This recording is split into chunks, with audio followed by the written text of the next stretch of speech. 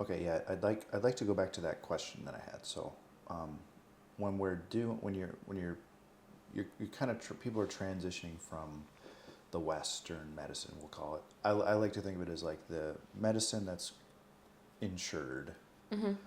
because there's sometimes, if you think of it as incentives, there's ways that those things are incentivized, and you know, things that get incentivized, they get funded because you need research to do things. People need to pay for research to learn. So that's kind of how we ended up here. Mm-hmm. And now there's all these different tests that they go get for their wellness checkups or whatever with their doctor. And now we're discovering, because more and more people are finding that those original answers need more clarity. So when we're talking about just a layman coming in to see you, or someone like you, what would be the difference between, let's first have a different overview of, say I'm reaching an age where I want to start measuring things for my health. What would be what's the place to start that you would normally, to compare it to the Western and the newer version, Mm-hmm. the new West, the new Wild West. So what would be the standard, and then what would be your approach? Yeah, so if you're saying that you're just coming in here as like a healthy individual, like you don't have any complaints. Really? You're just like, oh, I want to like stay healthy. Yeah. Okay. Yeah. Usually that doesn't happen, so that's what I was asking. But if you were just like an individual coming in here, you're like, yep, a lot of times what happens is people think they feel really good, and then we start talking and I start asking them like all these questions that they don't like get asked at the doctor, like how often are you having bowel movements? What's the consistency of them? Do you have gas? Do you have bloat? Do you have mucus?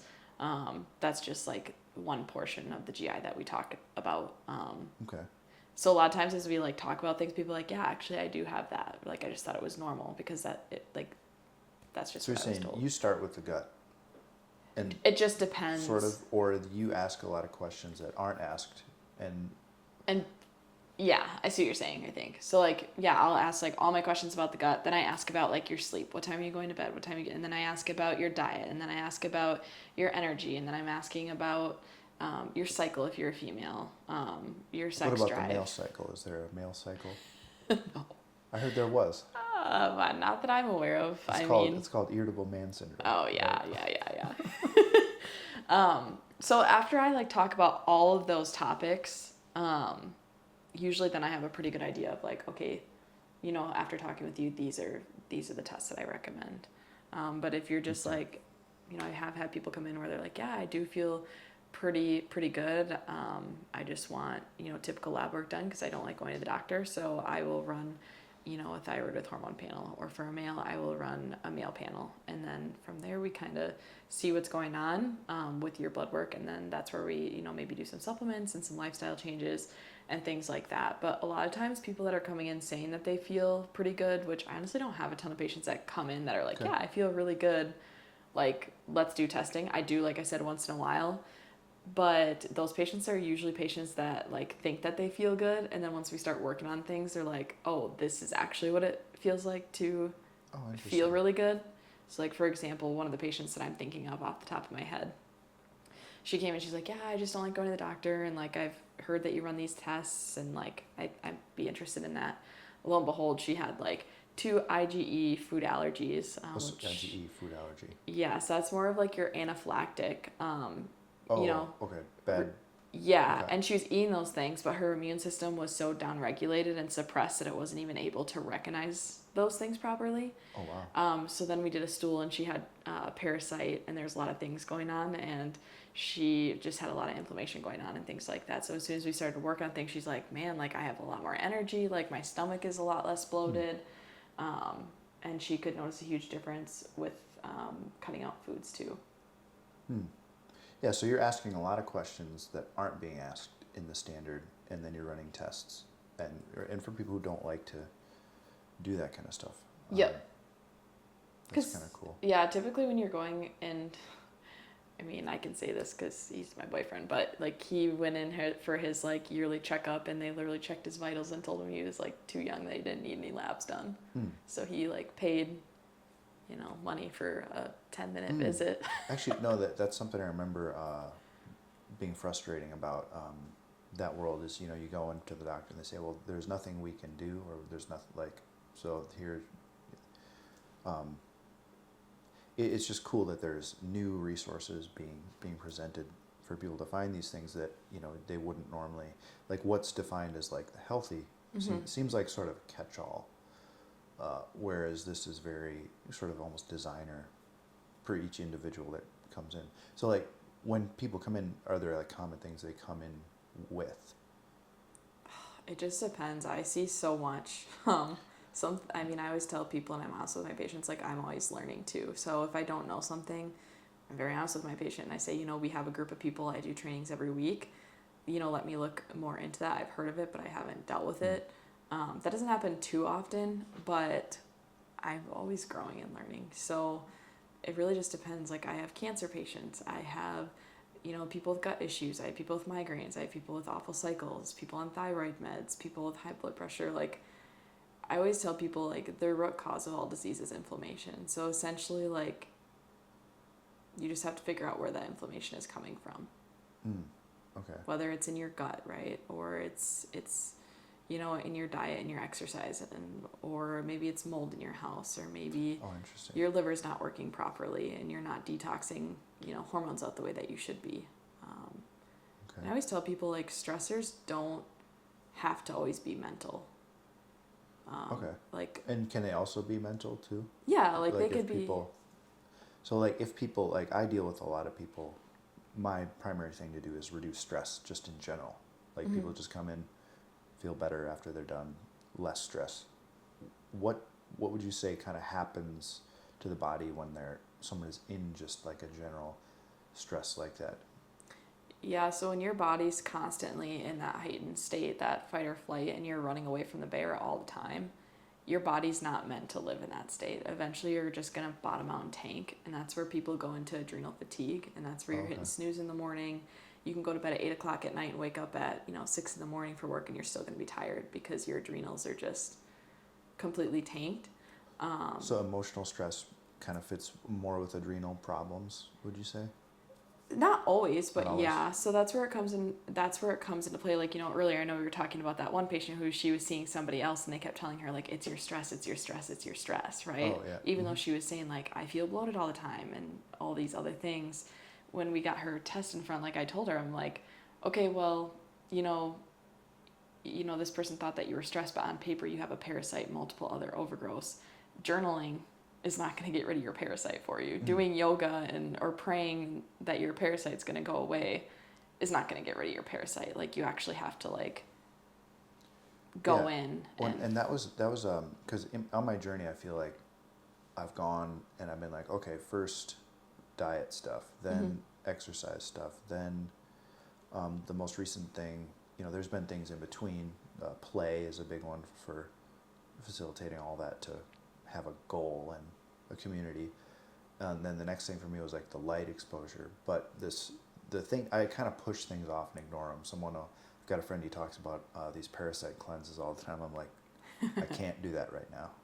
I don't have space because when you start, like we all agreed for the first part of this that it's not it's not a quick fix. Yep. It's something that takes a long time. And parasites have always been something that, first of all, freaked me out. I just think of like, the only thing I remember hearing is that if you have like meat and you have to cook it well on the outside, but if it's on the inside, it's not ground up, like parasites can't live in there. But I think the only parasite that I thought existed was tapeworms. And then I was like, oh, I never saw anything just like this giant, gross freak, but coming out of my, you know what I'm saying. Yeah. But like, what is that? What is a parasite exactly? The other one is mold, heavy metals, that kind of stuff. Electrolytes are over here. I've kind of dealt with those, but so like, what are parasites? like we know that it's something that it's not a symbiotic relationship. You're not both winning.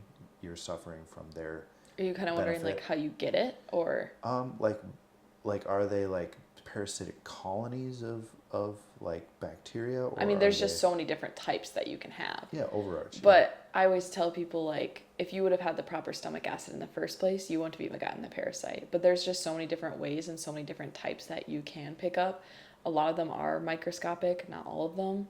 Mm-hmm. But you could, like, this is just an example of a patient, like, they had chickens in their backyard and they had kiddos, and their kids loved to play on the farm, and they were barefoot, and you know what kids do with their hands when they're playing outside or playing inside, even, like their hands are in their mouth and things like that, and then you don't have the proper stomach acid, or maybe you do have the proper stomach acid at that young age, but you're constantly outside in contact with your hands in your mouth, then your stomach acid runs out and you're not supplementing with it. And that's essentially how you pick up that parasite, because when you put your fingers in your mouth, for example, that goes down your mouth, down to your stomach, and your stomach should have a pH of 1 to 2, where if you touch it, it's going to burn. And it's supposed to be like that because you want it to be killed off.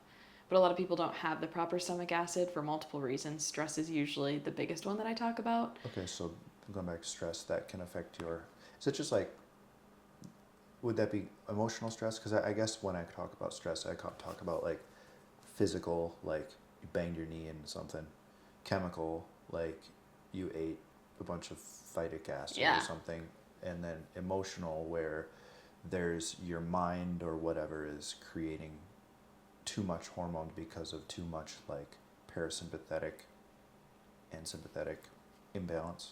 Yeah, so you're exactly right. We talk about the 3 T's: toxins, traumas, and thoughts. And it can really, that's why it's so like individualized, because for you it might truly be the mental stress, right? Like maybe your job is just like awful. When there's even those demographic studies of people who are like lower incomes having shorter lifespans, and some of those extra things where those stresses of, that's kind of interesting. Yeah, or it could be, maybe the mold in your house. That's a huge stressor on the body. It's not mental. It's in your house. Maybe you have a parasite. That's a stressor on your body. So are you suggesting that like my stomach acid's strength as an acid could be impacted about the same by any stressor? Yes. Or like maybe not the same, but they all accumulate? Mm-hmm. Okay. It's the same, right? Because if a stressor is a stressor, right? Okay. You just have to figure out where it's coming from. And stomach acid is going to help with that. Does that make sense? Yeah, it almost becomes like a negative feedback loop where you get a little bit of stress, your stomach acid goes down, and then more stresses can enter, more trouble can come. So that's why it's important to supplement with, apple cider vinegar or betaine or apple cider vinegar capsules. What's betaine? Betaine is just I like know what it is, but yeah. Oh, it's a higher version of apple cider vinegar. So it's like the refined, pure. The good stuff. The goods. It's the good stuff. And a lot of people's stomach acid is just low because, I mean, if you think about it, the air you breathe is toxic, unless you're filtering your air. That's something that I highly encourage people to do, like control the things that you can't control. So if you're at home and you can afford it, I know that things are not cheap, but, getting an air filter and like also getting a water filter. I always tell people, and if you can't get a water filter, get your water tested. It's typically not that expensive. But I always tell people to educate yourself too about what should and shouldn't be in your water, because a lot of times people be like, oh, well, you have like a little bit of this, but it's not enough for it's flagged. And it's like, wait, hold on a second. Like that shouldn't be in my water at all. A little bit of lithium? What? So those are like 2 big things that you can just right off the bat control, like the water that you're drinking on a daily basis and then the air that you're breathing too. Well, yeah, it's kind of crazy to think about because we have all these conveniences, but the conveniences have a sort of life trajectory of things that were implemented before certain considerations were made. Like, if you think about your plumbing, if you live in an old building, like I live in a really old building, all the plumbing is like copper. That's weird. Or maybe some kind of metal, but it's going through these different metals, nobody goes in there to like scrub inside the pipe. They replace pipes sometimes, but so it's going from the water, from the natural water source all the way there. So yeah, it does have it, and everything kind of fits that where we're, it's not just the environment in our home or our living lifestyle that's unnatural. It's also the way we get the things that we need. Yep. You know, I was thinking about the sort of the kids and the chickens too. I was wondering, like, maybe there's chickens that are eating things that chickens aren't supposed to eat too. So maybe it's not just, maybe whatever's in their egg is a little weird because of that as well. It occurred to me an interesting thing about chickens was that they're, like, you go in, especially in health food stores, you'll see it's like vegetarian fed chicken, vegetarian fed pigs, but chickens and pigs aren't vegetarians. So it's like, what impact does that have down the way once it gets to us too? So stomach acid, stress is bad, or any of these stressors can lower someone's stomach acid, make them more susceptible to overgrowth of bacteria or parasites. Yep. And then also keep in mind, like 80 to 90% of your immune system lives in your gut. So like if you're sick all the time, 80 to 90%. 80 to 90. So if you're sick all the time, or you have, you know, reactions to a lot of foods that you're eating, like I always tell people immediately, or you have psoriasis or eczema, like your skin, I always tell people, is the window to your gut. Oh, I like that. It's like your eyes are the window to your soul. This is so door opening. I'm in danger. This building's haunted. But right now I'm talking quite a bit. I'm going live later actually about a makeup and skincare brand that I use. I feel like with spring, everybody's, you know, cleaning out their houses and all that. And with that comes, you know, cleaning supplies and doing laundry and all of that stuff. And so I'm talking a lot about that right now because unfortunately a lot of things, products that you're buying, makeup, laundry detergent, dish detergent, floor cleaner, toilet cleaner, all of those things have hormone disruptors in there, cancer causing agents in there, things like that. So I'm, you know, going to go live later about the brand that I use and how it doesn't have any of those things and how that can severely impact your health. That's something as well. I've done with this, with my hair stuff and the massage oil I use. I make it all myself. Yeah. It's just beeswax and like 4 different high stearic acid oils, and that's it. Sometimes some essential oils, but I think a lot of people just one or two things. I think they just aren't educated about it and don't know any better, or 2, it's just convenient. I feel like it's almost like a betrayal of a worldview where you're like, wait, whoever made this didn't think that it would hurt everyone that they're selling it to. And the thing is that it like I said, these things go back so far that it's almost like the generations that created these concepts are gone. And there's that story of the husband and the wife. They're making a pot roast, and then the wife says, "Remember to chop off the ends." And then they put it in the oven, and the husband's like taking the little pieces of meat, and he's like, "Wait, why do we do that again?" She's like, "I don't know. It's something my mom always did." And then she calls her mom. Her mom doesn't know, and then calls her mom calls her mom. So talking to grandma, and then she's like, "I can't remember that." And then grandpa in the background chimes in. He says, "It's because in our first apartment, our oven was too small for the whole pot roast." Kind of things like that. So, we all grow up thinking that, like, we watch our Disney movies, right? And we think, oh, everything's okay. But really, it's like, well, it's not necessarily these things are bad for us because people knew that this was going to make you sick. I don't think that's always true. I think that it's more so that they weren't necessarily that interested in checking. That too, yeah. Like a lot of these safe things, even with our shared repulsion with a certain recommended medical procedure that was recently is everyone said it was safe because they didn't really look.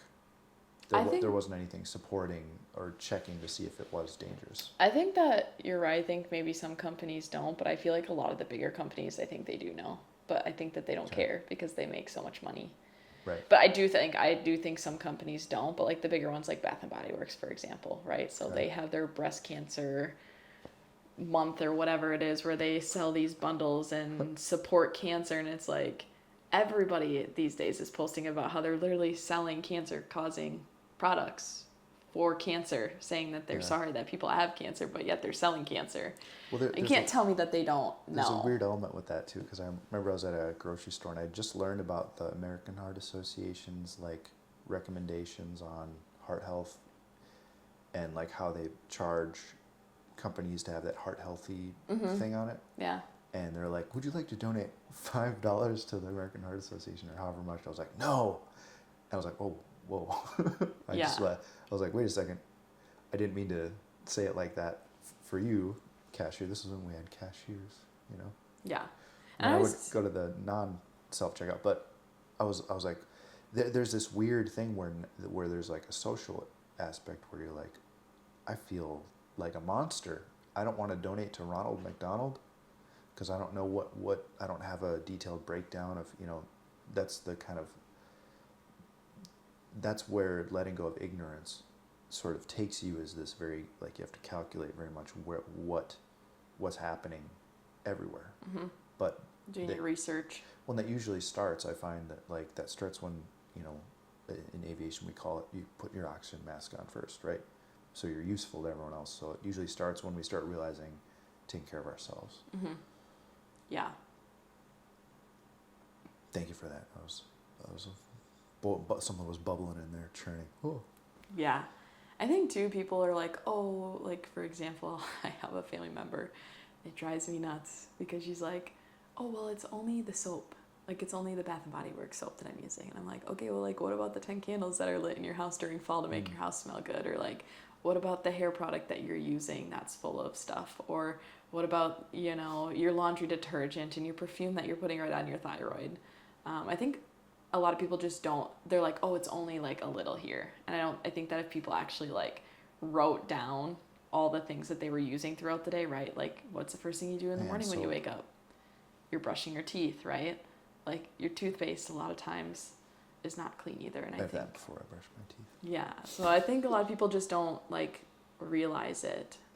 Sometimes until, unfortunately, like, you're too sick. Like, it's sad. I've had cancer patients come in here and they're like, you know, I wish I could go back and change things. Like, I wish I would have listened to people when they, you know, said things about their, or they're like, I wish I would have done more of my own research.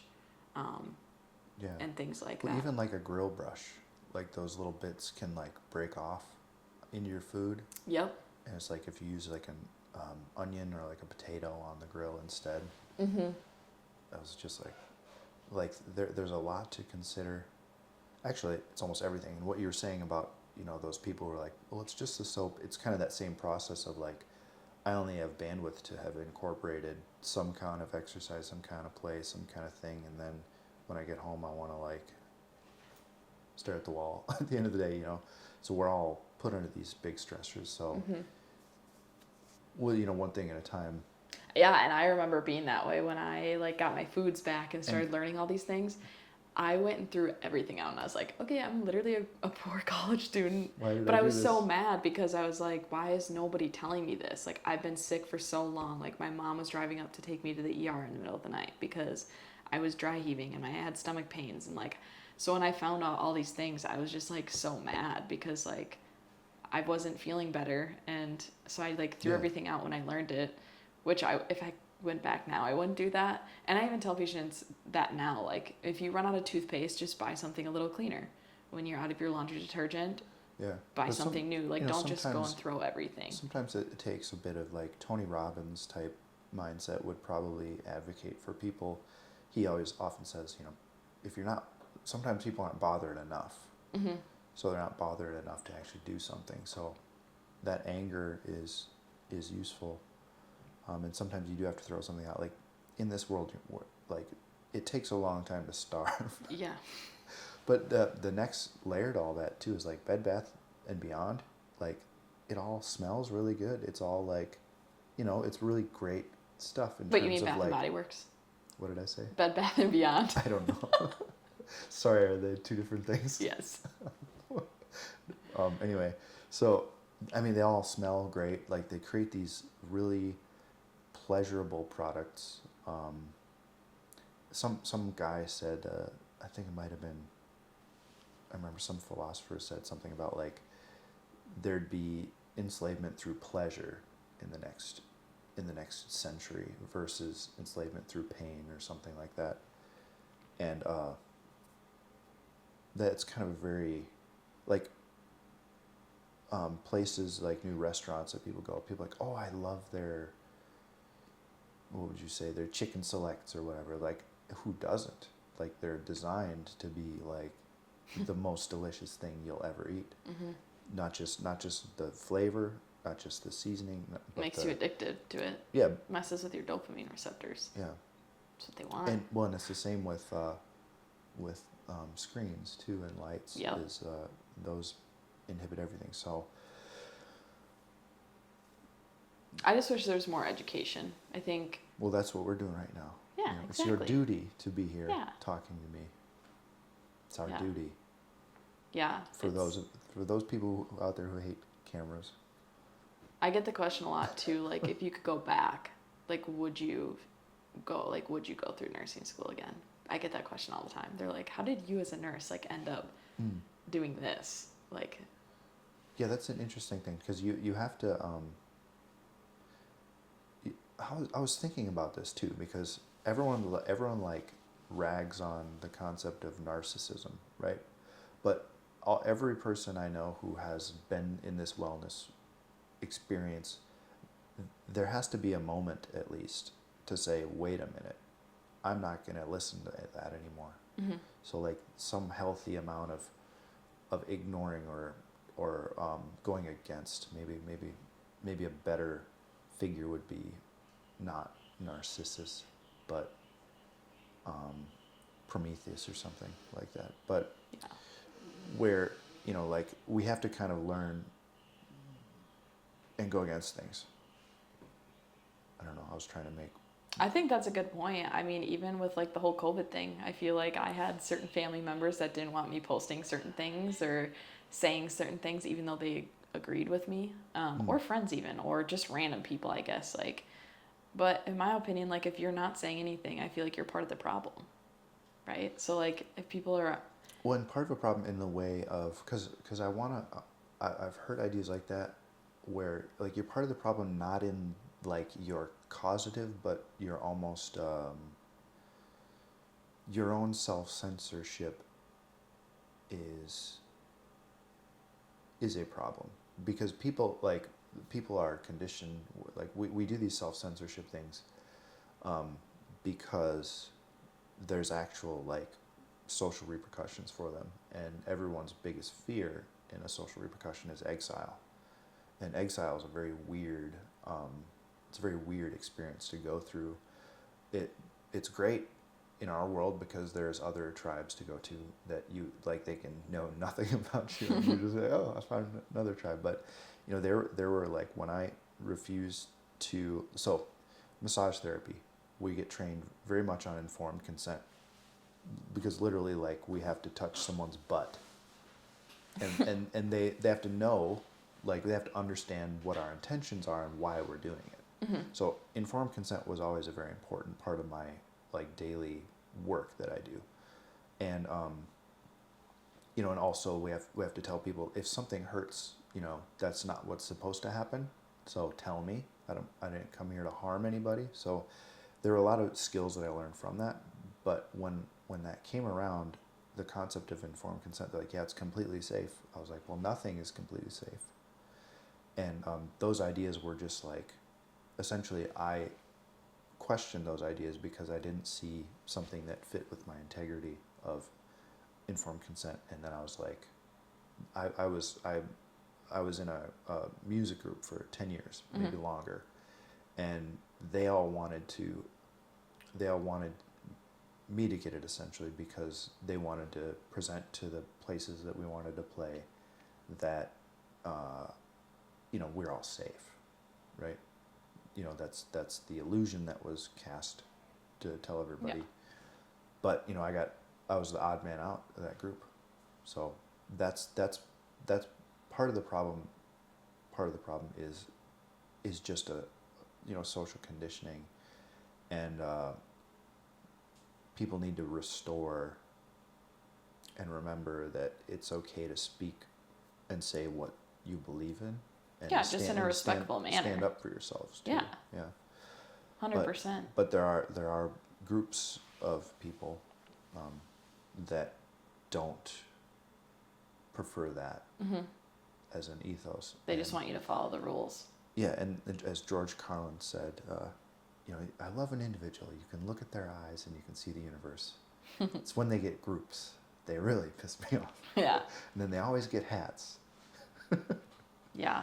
I think that's what COVID taught me, honestly, was like to stand up for yourself and what you believe in, obviously doing it in a respectful manner. But I just remember being told like harsh things like you're a nurse or you're going to be a nurse and like you don't want to do this and you don't want to do that. Like that's what this is. And I'm like, well, but is it? Like it's one of those things too, because people said that where it's like, oh, you're going to be a pilot? They're probably going to have you get that. I'm like, well, I guess I'll have to find a different job.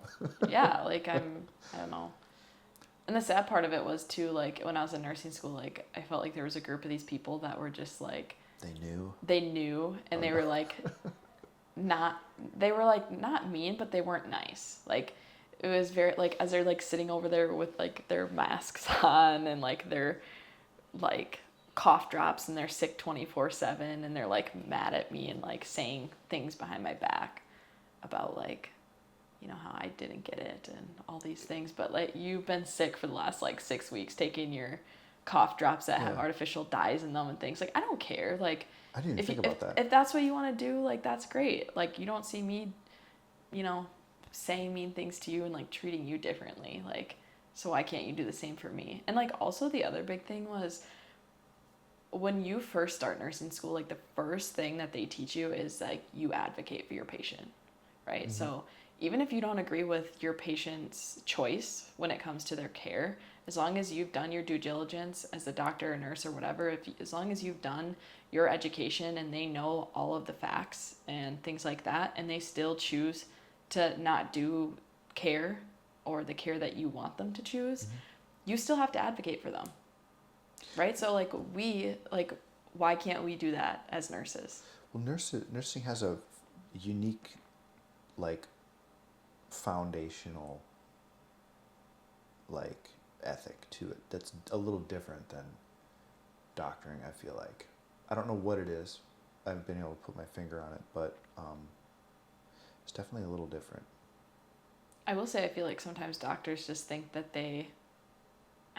I've worked with really great doctors. Like the last hospital that I worked at, it was phenomenal. I loved the group of people that I worked with, but I've worked at other places before that, and I just felt like the doctor was like, well, it's not this or it's not that, and it's like you do rounds on your patient literally once, every day. Like I'm with this patient for 12 hours. Right. I'm seeing things that you're not seeing, and I wish that sometimes they would take that into account. But I just feel like they know it, and it seems that top down.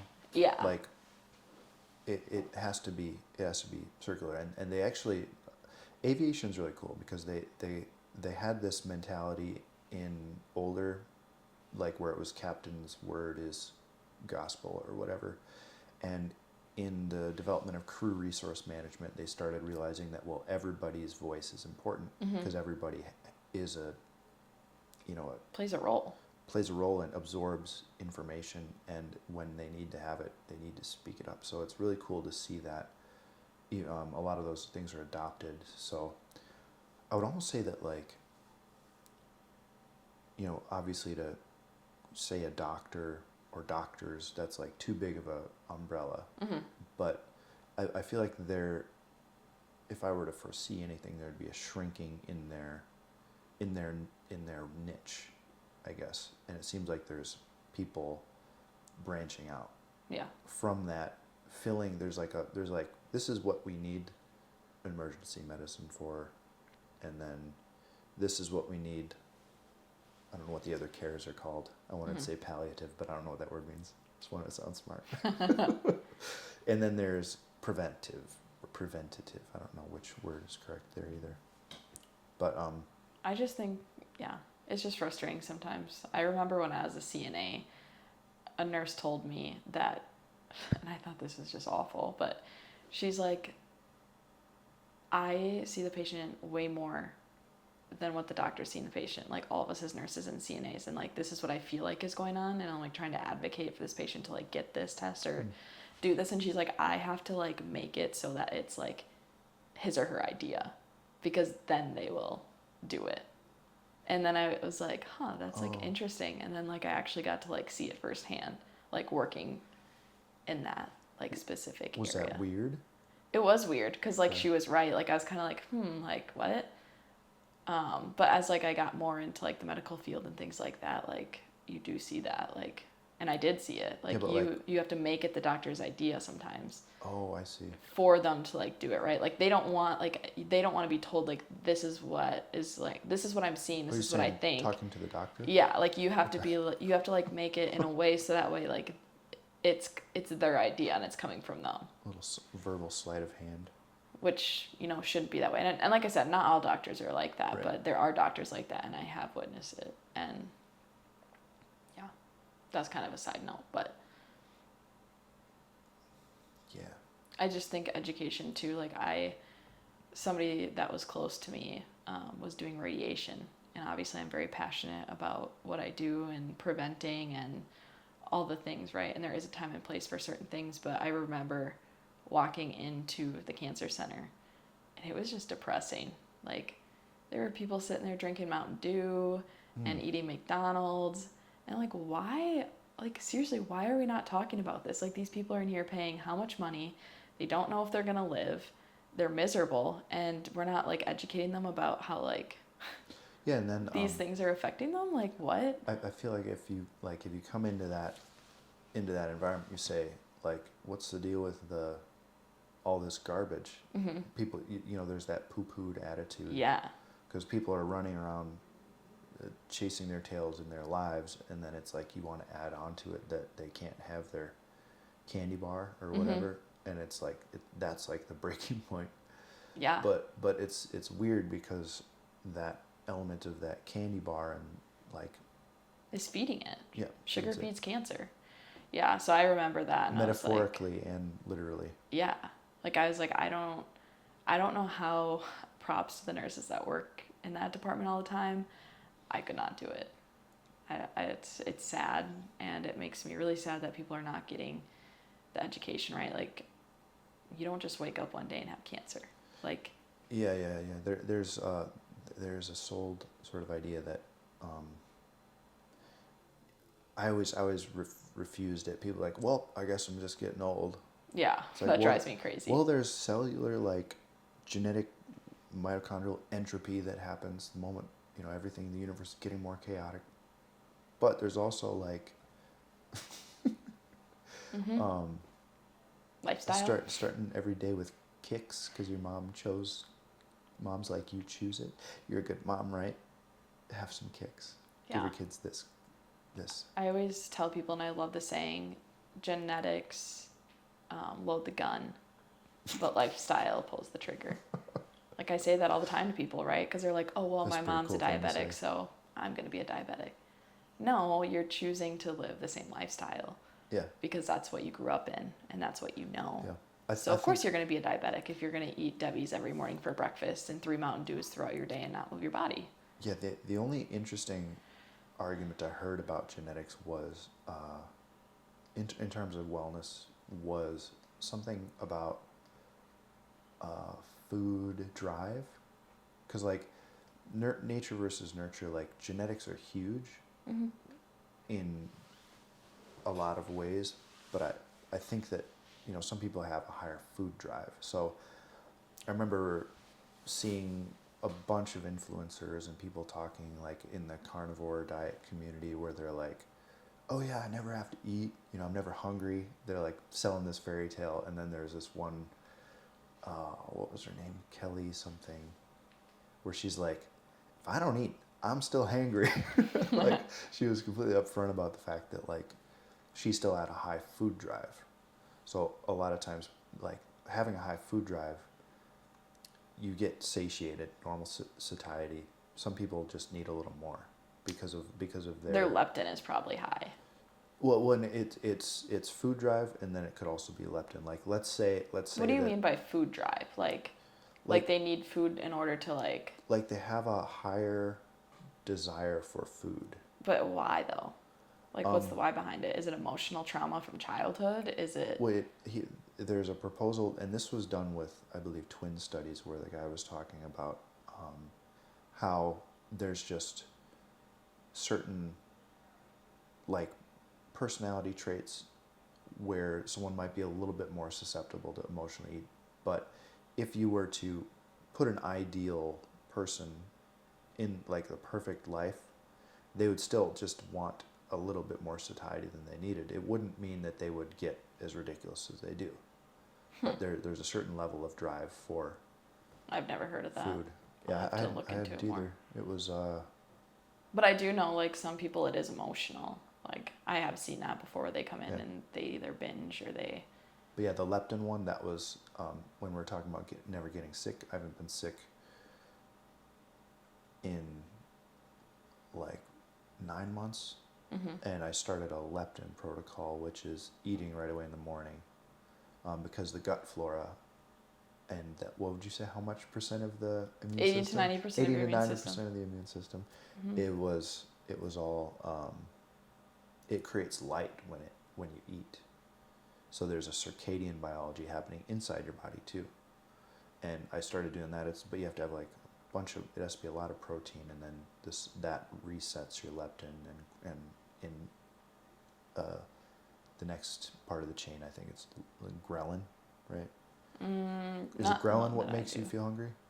Or is that the inner gremlin? Yeah, I'll have to do more research on what you were talking about because I've never heard of that. I'm not saying that nothing is genetic, but I think it's used as an excuse too much. Yeah. Oh, for sure. I like that person who, like, my mom had diabetes or whatever. It's like, well, yeah, your mom had this much of a chance plus life, and then you've got that much of a chance plus life, and then like the defining is there kind of thing. Yeah. So, yeah, their mother loaded and pulled the trigger with the lifestyle. Yeah. So I wasn't saying lifestyle. I was saying better chance. So some people do have a better chance of getting diabetes, but it's like if you're not like born with it immediately, then it has to develop somehow. Yeah. I wanted to go back to something that we're talking about too. So I know we were talking about like how I get the question a lot, like, how, you're a nurse, you're ER trained, how did you end up here? People ask me like, if you could go back, like, would you do it differently? And right. Yeah. I remember that. Yeah. So that was good. My answer's my first original answer probably like a year ago was like, yes. Like I was like, I want to be a chiropractor so bad. Like if I could go back and do things different, like I would adjust and then also like do this side of things. Well, chiropractors are funny because, we talked about them in the first part, where I always say like they're necessary because they're always those like, not always, but a lot of chiropractors, they're very much like the gung-ho. They will trash talk. They'll be that like, they're the gatekeepers to the rest of the wellness world. Yeah. Where they're like, they've all got that picture of the iceberg. And they're like, that's the symptom, that's the cause kind of thing. Which I definitely, like, there are chiropractors that I absolutely love, but there are some that I have met and I am like, your eyes need to be opened up a little bit. Yeah. Are you still recording? Yeah. Hey, dog. How was your class? How's it going? Are you going to go to Ziggy's? I haven't started yet. What time is it? It's 12. Oh, yeah, I should probably, it's 12. 12? I could sit and talk all day. Okay. Yeah. Finish up what you're saying about your... Yeah. About if you could go back, would you? Yeah, so originally my answer was yes. but I'm pretty religious, and like now the more that I've like thought about it and like all that stuff, I wouldn't go back. Like I think that God placed me here for a reason, and I love ER. Still, I love the adrenaline. I love, you know, helping people and bringing people back to life. But I also just feel like it's almost comforting for people knowing that I have both backgrounds, because people are like, oh, she's a nurse and she gets it, but also like she has her own story of how she like more naturally fixed things too. So I wouldn't go back and change anything. And you can't. And I'm working towards my nurse practitioner right now too, which will allow me to do more things. I eventually want to get more into like mistletoe with like cancer, and being able to like switch dosages of meds and stuff right in the office, because sometimes it can be really hard working with a primary. Yeah, and yet, I remember when I asked you when I first met you something about what one thing you really liked doing, and it was, I believe it was vitamin C antioxidant treatments for people with cancer. Cancer, yeah. Cool. Yeah. It makes a huge difference. There's a lot of research out there, and So you're seeking out the danger zone, the dire moments, the dire yeah. interventions. Yeah, and like I said, there's a time and a place for, you know, Western medicine, and sometimes you do need the radiation or the chemo. Okay, I get that, totally get that. But also, you could be over here, you know, supporting your body too, right? Because obviously they need to get rid of the cancer. They're tearing your body apart. But let's give you some vitamin C to support your body at the same time. Yeah, we need more and more appropriate considered and complicated creative solutions. Yes. Cool. Till next time. Till next time. She broke the fourth wall. Cool.